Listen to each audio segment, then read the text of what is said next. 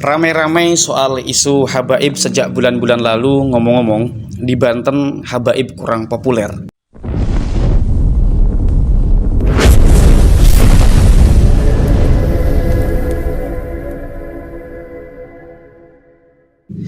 Assalamualaikum warahmatullahi wabarakatuh. Alhamdulillahirabbil alamin. Allahumma shalli ala sayyidina Muhammadin wa ala alihi wa sahbihi ajma'in. Amma ba'du. Fa ya ayyuhal ikhwanu, mudah-mudahan kita semua masih dalam keadaan yang baik-baik saja, bergembira selalu, dan mudah-mudahan Allah Subhanahu wa taala memberikan kita kesehatan zahiran wa batinan, memberikan kita keselamatan, keberuntungan, kemenangan, kebahagiaan, kesejahteraan fid dini wad dunya wa ma ba'daha. Amin. Allahumma amin. Wa ma ba'daha ini ya ail akhirah ya. Jadi untuk kebahagiaan dunia, kebahagiaan akhirat, keselamatan dunia, keselamatan akhirat, kemenangan dunia, kemenangan akhirat, kesejahteraan dunia, kesejahteraan akhirat. Mudah-mudahan kita bersedia untuk tetap saling mendoakan masing-masing di antara kita ya, untuk doa kebaikan-kebaikan, seluruh kebaikan terlepas dari perbedaan di antara kita. Ada tulisan terbaru di sini dari Kiai Haji Hamdan Suhaimi, yaitu tentang ketika ini tajuknya ya, ketika habaib habaib kurang populer di Banten lah, kira-kira begitu ya. Beliau ini adalah ketua PW Rijalul Ansor dan ketua PW ketua GP, kalau GP kota ya, ketua PW Rijalul Ansor, wakil ketua PW Ansor dan ketua dari PW Rijalul Ansor, apa gimana lah nyebutnya ya. Saya tuh untuk soal penyebutan secara teknis begini agak-agak saya ya. Teman-teman tidak perlu bertanya ini tulisan dari mana, tapi insya Allah saya bisa mempertanggungjawabkannya bahwa tulisan yang akan saya urai di sini adalah tulisan dari beliau Kiai Haji Hamdan Suhaimi, wakil ketua PW Ansor Provinsi Banten dan ketua PW Rijalul Ansor Provinsi Banten, rangkap jabatan. Umumnya kita orang Banten menyebut orang peranakan Arab itu ayib, dan kalau perempuan itu ipeh. Kata ayib berasal dari kata syarif, sedangkan ipeh berasal dari syarifah. Biasanya pedagang sarung, arloji, dan minyak wangi. Wah, ini di daerah saya kurang dikenal ya, daerah seperti ini ya. Saya ingin kutip soal ayib dan ipeh ini dari penjelasan tentang gelar-gelar yang disandang oleh orang Banten. Kutipan ini tulisan Dr. Adejaya Suryani, yaitu dosen dari UIN Banten. Anak-anak UIN Banten yang kenal dengan Pak Ade Surya ini ya, beliau dikutip oleh Kiai Hamdan Suhaimi. Sebetulnya sebutan-sebutan tersebut untuk membedakan nasab masing-masing, kecuali itu bagus. Gelar itu bagus adalah gelar kekhususan yang diberikan kepada para sultan atau putra sultan, kerabat sultan atau masyarakat umum, sebab artinya mulia. Jadi itu bagus itu tidak mesti keturunan Maulana Salahuddin Banten. Jadi gini, kultur di Banten sendiri, ini mobil khusus di sekitar saya lah, nggak semua Banten ya, tapi yang saya ketahui tentang Banten itu saya sedikit banyak tahu tentang Banten ya.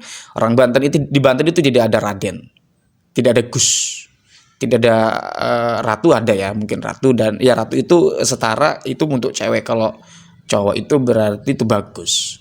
Itu bagus itu seperti yang dikatakan oleh Kiai Haji Hamdan Suhaimi tadi, untuk keluarga sultan atau kerabat sultan. Dan tidak ada Gus, tidak ada sebutan apapun di Banten itu, semua sama, mamang kalau nggak kakang. Bahkan Tubagus pun nggak dipanggil Tubagus, kakang mamang ya. Kalau di Sunda AA begitu. Semua disebut begitu. Biasanya saya sama teman-teman pesantren panggil Mang Hanif begitu. Kemudian tak ada bedanya dengan Sayyid di ranah Arab pada zaman Arab dulu, walau sekarang saya dijadikan gelar juga oleh keturunan Hadromi atau Yaman Selatan, yang disebut keturunan Alawiyin, yang menisbahkan diri sebagai Ahlul Bait, yang sekarang diperselisihkan di Indonesia ya.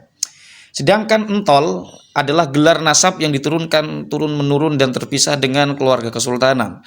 Adapun versi yang menyatakan bahwa kalau entol atau entol itu gelar untuk hakim atau jabatan-jabatan tertentu di zaman Pangeran Surya.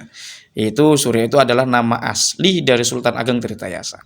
Itu salah besar, karena yang diangkat kodi ataupun hakim juga ada yang bergelar Tubagus. Jadi entol terpisah dengan keluarga kesultanan atau keluarga Banten asli sebelum Syarif Hidayatullah dan Sultan Maulana Hasanuddin mendirikan Kesultanan Banten, atau sebelum masyarakat Cirebon berasimilasi dengan penduduk di Banten atau penduduk asli Banten. Sedangkan untuk permas, nah ini permas ini biasanya yang saya ketahui ini keturunan dari perempuan ya. Atau Mas, Nyimas adalah gelar nasab yang juga terpisah dengan keluarga kesultanan. Sama halnya dengan Entol, Permas, Mas dan Nyimas. Apa karena banyak gelar juga yang termasuk zuriyah Rasulullah SAW atau zuriyah, sorry ya. Artikulasinya mulut saya ini belum ngopi mungkin. Apa karena banyak gelar juga yang juga termasuk zuriyah Rasulullah SAW seperti halnya di paragraf atas, sehingga Habib kurang begitu familiar, kurang dianggap. Akibatnya orang Serang, Cilegon dan Pandeglang hingga ujung kulon begitu cuek bebek kalau ada Habib lewat, paling-paling disikapi biasa-biasa saja. Betul.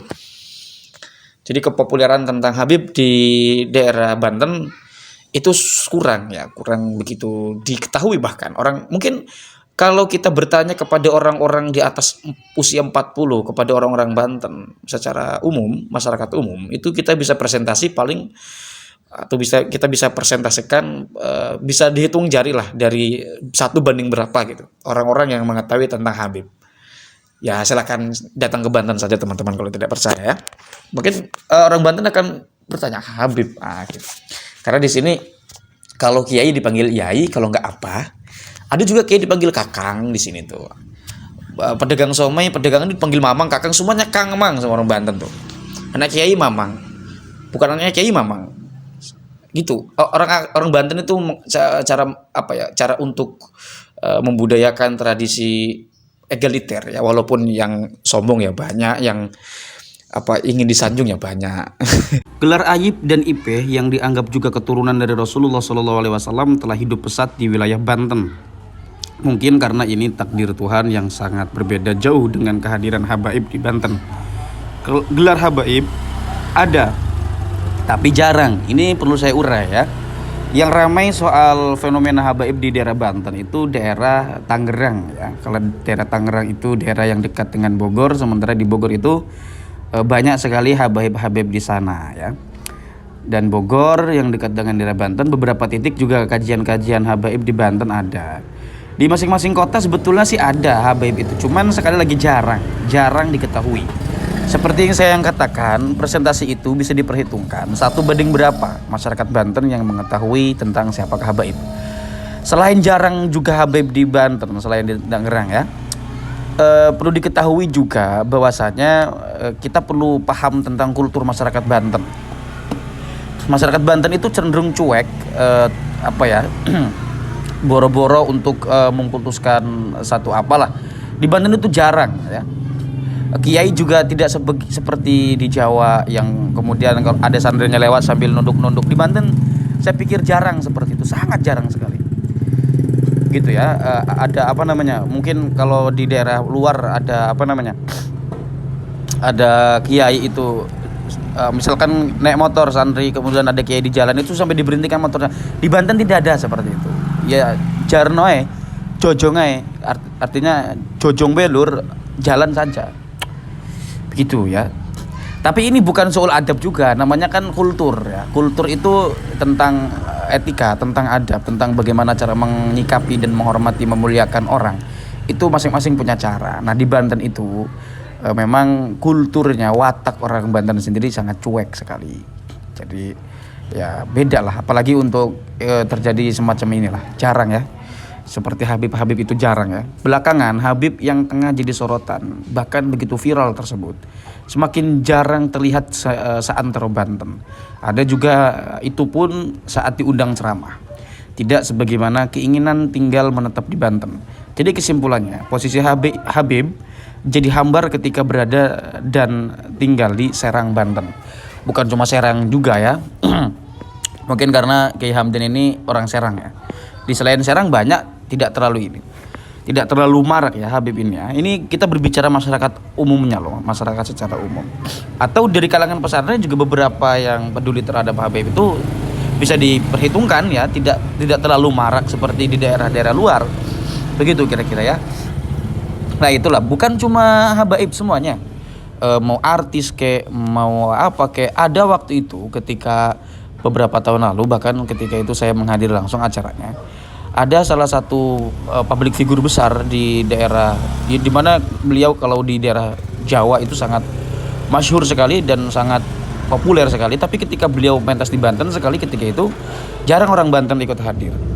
Padahal tokoh terkenal di media sosial sangat viral waktu itu ya. Tapi di Banten itu bisa dihitung ya jumlah yang hadir ketika itu. Bahkan ketika saya tanya-tanya itu yang mayoritas yang hadir itu adalah pendatang-pendatang dari daerah luar yang ada di Banten. Nah, kira-kira seperti itu. Itu teman-teman, sekali lagi itu bukan soal adab atau apa, tapi itu bentukan kultur, produk kebudayaan ya. Kira-kira semacam itu. Bukan berarti tidak menghormati atau tidak memuliakan. Memuliakan, menghormati, cuma caranya berbeda. Hadanallahu wa iyyakum ajma'in. Wassalamualaikum warahmatullahi wabarakatuh.